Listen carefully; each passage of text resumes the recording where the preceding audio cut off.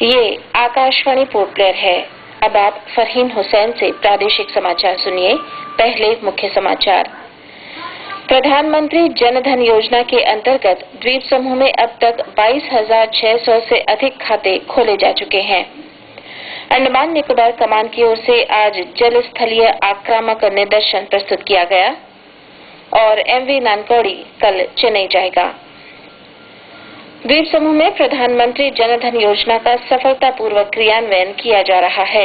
28 अगस्त से शुरू हुए इस अभियान में अब तक द्वीप समूह में 22,600 से अधिक खाते खोले जा चुके हैं। पोर्ट ब्लेयर में मार्गदर्शी बैंक के लीड डिस्ट्रिक्ट मैनेजर सी राज ने हमारे संवाददाता को बताया कि द्वीप समूह में सभी बैंक इस योजना की सफलता के लिए प्रयासरत हैं। 26 जनवरी 2015 तक इस योजना के लक्ष्य को पूरा किया जाना है। उन्होंने बताया कि सभी बैंकों की ओर से अन्य दिनों के अलावा माह के अंतिम शनिवार को मेगा कैंप भी लगाए जाने की व्यवस्था की जाती है।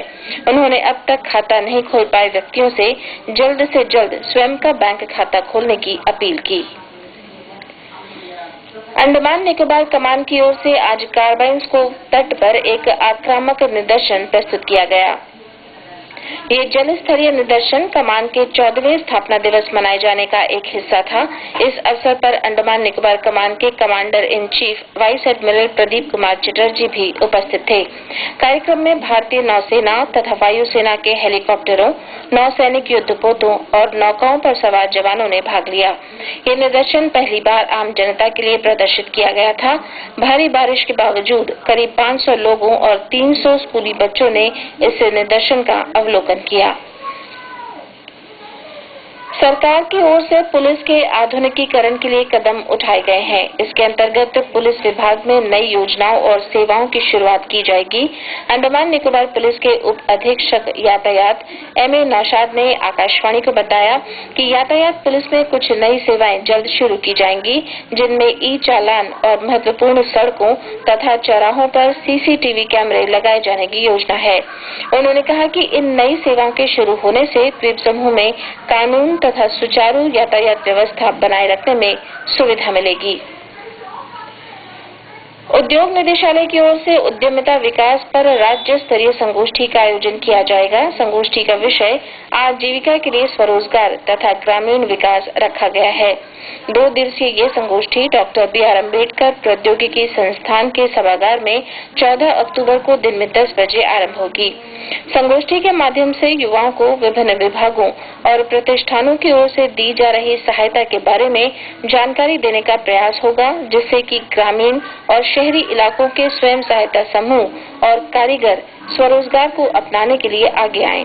संगोष्ठी का आयोजन कृषि, पशुपालन, मत्स्यकीय, वन तथा पर्यावरण, पर्यटन, खादी बोर्ड, एनकॉन, नेहरू युवा केंद्र, नाबार्ड और अन्य प्रतिष्ठानों के सहयोग से किया जा रहा है।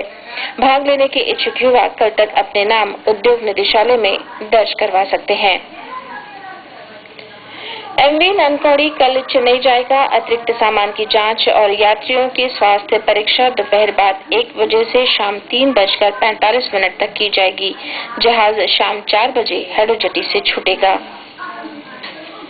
द्वीप समूह की Bay of Bengal tour operators association की आम सभा की बैठक हाल ही में आयोजित की गई। बैठक में श्री ए आनंद को अध्यक्ष, एम गंगाराज को उपाध्यक्ष और श्री श्याम सिंह यादव को संस्था का महासचिव तथा सुभाष राय को संस्था का कोषाध्यक्ष चुना गया। इसके अलावा कार्यकारिणी समिति में 6 सदस्यों का भी चयन किया गया। द्वीप समूह में आज कई स्थानों पर वर्षा हुई। कार निकोबार में 3 सेंटीमीटर तथा हड बे और पोर्ट ब्लेयर में 1-1 सेंटीमीटर वर्षा रिकॉर्ड की गई।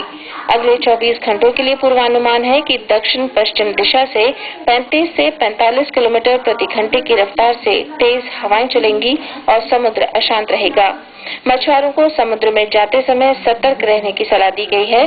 पोर्ट ब्लेयर बंदरगाह पर खतरे का संकेत नंबर 3 लगा हुआ है। और इसके साथ ही प्रादेशिक समाचार का ये बुलेटिन समाप्त हुआ।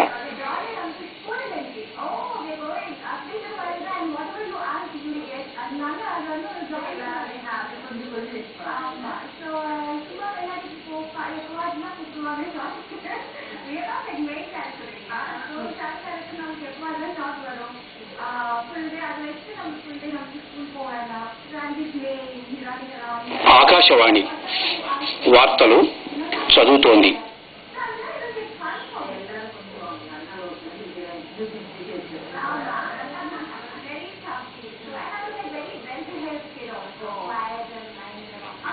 डबल्स का खिताब अमेरिका के ब्रायन फॉक्सो ने हासिल किया. आइल ऑफ मैन टूर्नामेंट में थोड़ावली अमेरिका और माइकल एडम्स के बीच बातचीत हो रही.